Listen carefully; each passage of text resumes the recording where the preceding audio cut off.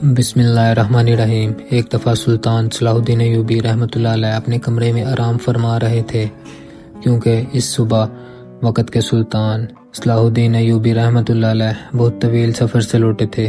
چند لمحوں کے بعد ایک سپاہی آپ کے کمرے کے دروازے پر آیا اور اندر آنے کی اجازت چاہی۔ سلطان صلاح الدین ایوبی رحمۃ اللہ علیہ چونکہ آرام فرما رہے تھے، لہٰذا اندر سے کوئی جواب نہ آیا۔ دروازے پر مامور محافظوں نے کہا کہ سلطان آرام فرما رہے ہیں، لہٰذا آپ تھوڑی دیر بعد آنا۔ وہ سپاہی آپ کا بہت وفادار سپاہی تھا۔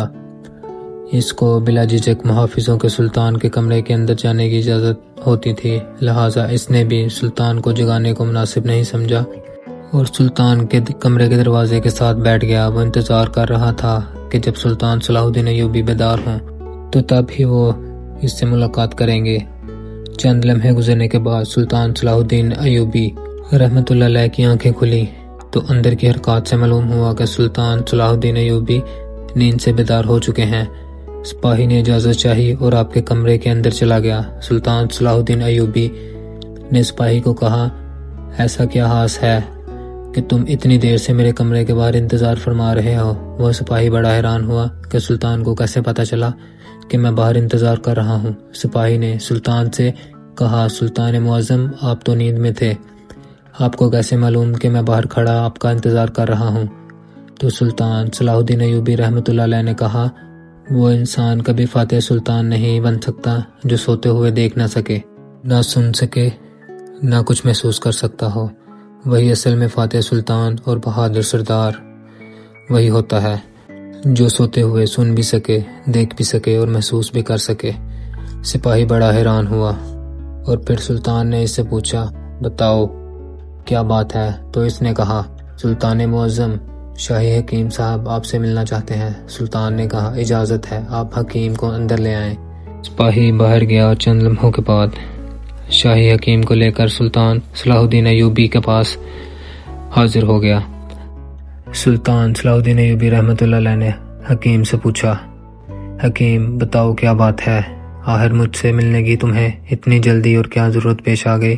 تو حکیم صاحب نے کہا، حضور، ایک بات جو کئی دنوں سے مجھے پریشان کر رہی ہے، اسی سلسلے میں آپ سے بات کرنی تھی۔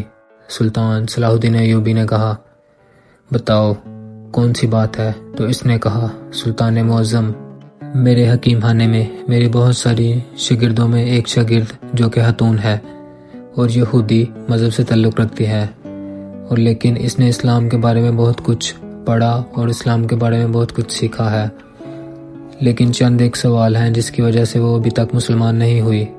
وہ چاہتی ہے کہ مسلمان ہو جائے، لیکن ایک سوال کا جواب میرے پاس نہیں ہے جس کی وجہ سے وہ ابھی تک مسلمان نہیں ہوئی۔ سلطان صلاح الدین ایوبی نے مسکرا کر کہا، حکیم ہوتے ہوئے تمہیں ایک سوال کا جواب نہیں آیا؟ بتاؤ وہ کون سا سوال ہے؟ یہ اس عورت کے ایمان لانے کے درمیان رکاوٹ بنا ہوا ہے۔ تو حکیم صاحب نے کہا، سلطان معظم، وہ خاتون کہتی ہے کہ آخر مسلمان خنزیر کا گوشت کیوں نہیں کھاتے؟ آخر اس میں ایسی کیا برائی ہے؟ اس خنزیر کے گوشت کھانے کا ایسا کیا نقصان ہے جس کی وجہ سے مسلمان خنزیر کا گوشت نہیں کھاتے، بلکہ اس سے سخت نفرت کرتے ہیں؟ اور یہ بھی کہتی ہے، ہمارے گاؤں میں تو سارے لوگ اکثر خنزیر کا گوشت کھاتے ہیں، ہم اپنے قبیلوں میں خنزیر پالتے ہیں اور جوان ہونے پر ان کو کاٹ کر کھا جاتے ہیں۔ جب سے میرے پاس کا سبق لینا شروع ہوئی، وہ بھی اپنے گھر والوں کے ساتھ خنزیر کا گوشت کھاتی ہے، کیونکہ یہاں تو اسے خنزیر کا کوئی گوشت میسر نہیں، لیکن میرے پاس اس کے سوال کا کوئی جواب نہیں، کیونکہ میں اس بارے میں نہیں جانتا۔ آپ اس کے سوال کا جواب دیں گے تو آپ کی وجہ سے یہ غیر مسلمان ہو جائے گی۔ یہ سن کر سلطان صلاح الدین ایوبی رحمۃ اللہ علیہ نے کہا کہ کل تم اس خاتون کے ساتھ میرے دربار میں حاضر ہو جانا۔ سلطان صلاح الدین ایوبی رحمۃ اللہ علیہ جب صبح دربار میں پہنچے تو حکیم صاحب اس خاتون کو لے کر دربار میں حاضر ہوئے اور سلطان صلاح الدین ایوبی رحمۃ اللہ علیہ سے فرمایا، سلطان معظم، یہ ہے وہ خاتون جو میری شاگردہ ہے۔ یہ دیکھ کر سلطان نے اس عورت کو کہا، بتاؤ خاتون، تمہارا کیا سوال ہے؟ تو اس نے کہا، سلطان معظم، میں نے اسلام کے بارے میں بہت کچھ پڑھا، بہت کچھ سیکھا، حتیٰ کہ اس جگہ پر آ کھڑی ہوں۔ میں اسلام قبول کر لوں، لیکن ایک بات ہے جو مجھے اسلام قبول کرنے سے روک رہی ہے، اور وہ یہ بات ہے کہ اسلام خنزیر کا گوشت کھانے سے کیوں منع کرتا ہے، حتیٰ کہ یہ تو ہمارے پسندیدہ غذا ہے۔ میں نے ہر جگہ دیکھا کہ اسلام نے جس چیز کے بارے میں منع کیا وہاں اس کی دلیل ملی، لیکن اس خنزیر کے گوشت کے بارے میں مجھے ابھی تک کوئی مضبوط دلیل نہیں ملی۔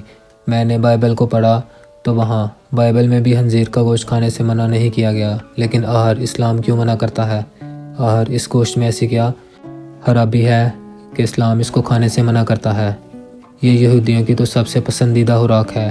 یہ سن کر سلطان صلاح الدین ایوبی رحمۃ اللہ علیہ نے کہا کہ اللہ تعالیٰ نے قرآن پاک میں 3 جگہ پر خنزیر کا گوشت کھانے سے منع فرمایا۔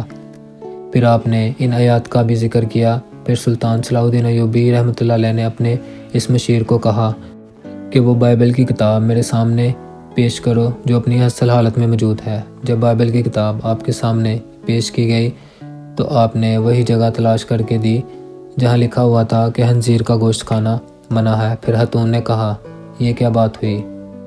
جو میرے پاس کتاب ہے اس میں تو واضح لکھا ہوا ہے کہ خنزیر کا گوشت کھانا منع نہیں۔ تو سلطان صلاح الدین ایوبی رحمۃ اللہ علیہ نے کہا، مجھے ترس آتا ہے تمہارے ان لکھاریوں پر جو اپنی عیاشیوں کے لیے اس پاک کتاب کو اپنے لفظوں سے بالکل تبدیل کر رہے ہیں۔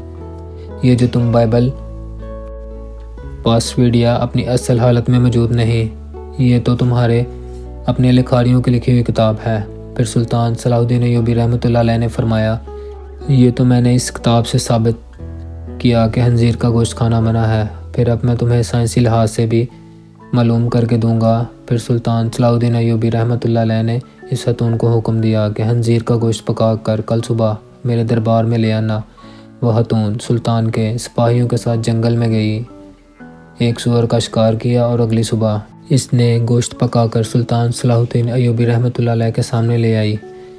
سلطان نے اس کو کراہٹ سے دیکھتے ہوئے خاتون کو کہا کہ اب اس پکے ہوئے گوشت میں ایک بوٹی کو چھری کے ساتھ 2 حصوں کرو۔ جب خاتون خنزیر کی بوٹی کے 2 حصے کیے تو اس کے درمیان میں سے گوشت کچا تھا۔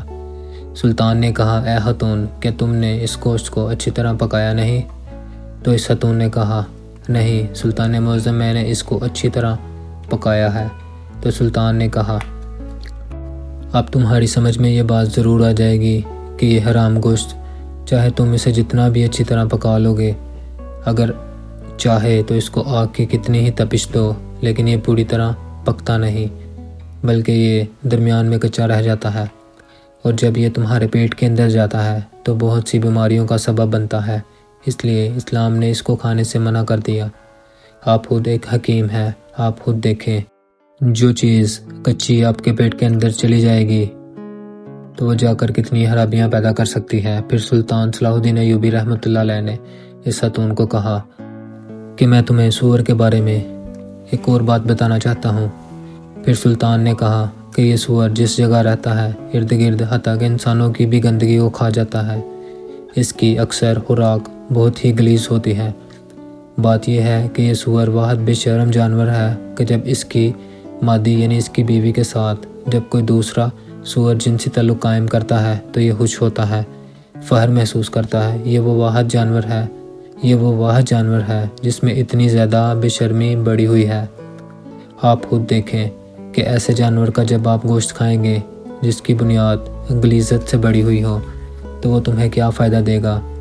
یہ بات سن کر وہ خاتون سلطان صلاح الدین ایوبی رحمۃ اللہ علیہ کے سامنے جھک گئی اور کہا، سلطان معظم، آپ مجھے اپنی ہی زبان سے کلمہ پڑھائیں۔ سلطان صلاح الدین ایوبی رحمۃ اللہ علیہ نے عورت کو کلمہ پڑھایا اور تمام دربار اللہ اکبر کے نعروں سے گونج پڑا۔ اگر ویڈیو اچھی لگی ہو تو ویڈیو کو لائک کیجیے گا، چینل کو سبسکرائب کیجیے گا۔ اللہ حافظ۔